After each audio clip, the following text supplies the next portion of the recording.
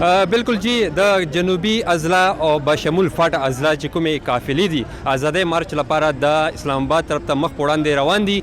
کوهاټ دوی کراس کړی دی دغه شان د سره سره زه ته څنګه مونږ بار بار پکې وایو چې جنوب ډي ای خان کې چې کوم د بلوچستان سیمې دي هغوی قافلې هم دوی سره ملاوي شوي دا په کوهاټ باندې راغلي. دغه شان کوهاټ نه بیا یوه لویه قافله پېښور طرف ته روانه شوې دغه شان پېښور نه بیا اسلام آباد ته لوی درنې ته ځي. دا وخت مونږ سره عباس آفریدی صاحب ولاړ دی کوم چې د درنې د ریلی چې کوم قیادت کوي. مشر سره خبرې کوو چې د قافلې څومره وخت کې به رسي او څه مقصد لپاره. السلام علیکم. ډیره مهرباني خیبر ټي وي زه شکریا ادا کوم چې تاسو دا کوریج کوو په دغه حالات کې چې ډیرې سختې دي په خلکو. خیبر ټي وي چې دا د خلکو د عوام آواز هغو ته رسوي او د ټول ملک کې چې څه روان دي هغه نن تاسو خلکو ته ښایو. د مارچ تاسو ګورو چې روان ده انشاءالله تعالی دغه ځینه به د دې یو سر چې پېښور ته مو راسو کوواټ کې به دا نه ختمېږي دغه ده او چې کله مو پېښور نه اسلام آباد ته روان شو نو یو سر به په پېښور کې او یو به په اسلام آباد کې. عباس صاحب نن زموږ تاسو ریلي ولیدله او دغه افغانې رنتلې خلکو هم چې کوم پارټیانې د هغوی دا ویلو چې د دوی چې کومه ریلي وي جنوبي اضلاع نه به 100 ګاډو باندې مشتمل وي. تاسو څه وایئ چې نن تاسو سره په دغه ریلي کې څومره ګاډي دي؟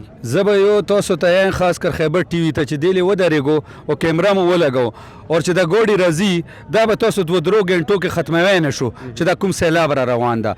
او دغه سیلاب چې تاسو د ډي ای خان نه دا وګورو دا هغه د دو ورته سونامي ویلو او موږ دا د عوام د یو نعمت یو هغه شی یو طوفان روان ده چې د خپل حق دپاره د خپل ترسرو د حق دپاره د ځوانانو د حق دپاره د تاجرانو د حق دپاره د ډاکټرانو د حق دپاره د وکیلانو د حق دپاره او د خاص کر د دغه ټایم د ملک د بقا دپاره دا ټول خلک راوتي دي او انشاءالله تعالی د سلیکټډ وزیر اعظم عمران خان نه به استعفا اخلو. نن تاسو وکتو چې شیخ رشید چې ټول ټایم دروغ ویلو نن سل کاسه چې دي هغه شهیدان شو د لاسه دروغ د لاسه تبعی ولا ادارې تبعی بربادي وشوه قرضو سیلاب یې واخیستو درغوزنو. زه به دا وایم دا ټول یو د نوسربازو ټوله ناسته ده دا یو نوسرباز دي دا اداکار دي دو اداکاري نوسربازي ټایم ختم ده.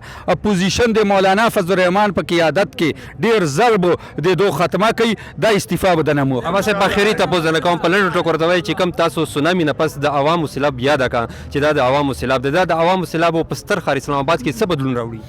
دا بدلون راوړي چې کوم دروغ کوم فراډ کوم خلکو سره د دروغو څه دا مدینه ریاست خبره کوي هر ټایم مدینه ریاست خبره کوي. مدینه ریاست کې چې کله اسلام کې یی چې کوم سړی دروغ یی د اسلام نه ووځي او دا یی چې کوم سړی دروغ یی هغه ډېر ستر لیډر ده. نو سوچ وکړو چې د دغه سړي د مو معاشرې اخلاقیات پښتو د مشر عزت د کشر مینه هر څه تباه او برباد کړو. داسې کار ده ونه کړو د پاکستان ټولې دنیا کې بدنام کړو. که د عافیه واقعه وګورو که د نورې واقعې وګورو هر د دروغو نه بغیر هیڅ کار نشته.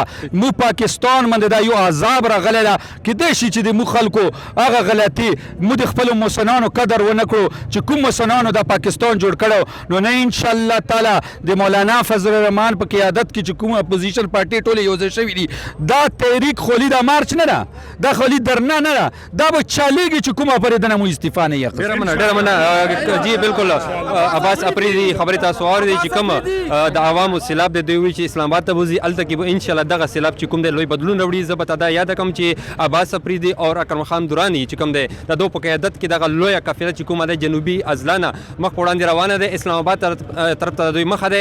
پته به لګي چې هلته ورسېږي نو هلته کې به دوی بیا د خپل پارټۍ قایدینو مشرانو وینا مطابق هلته کې لایعمل طی کوي. جی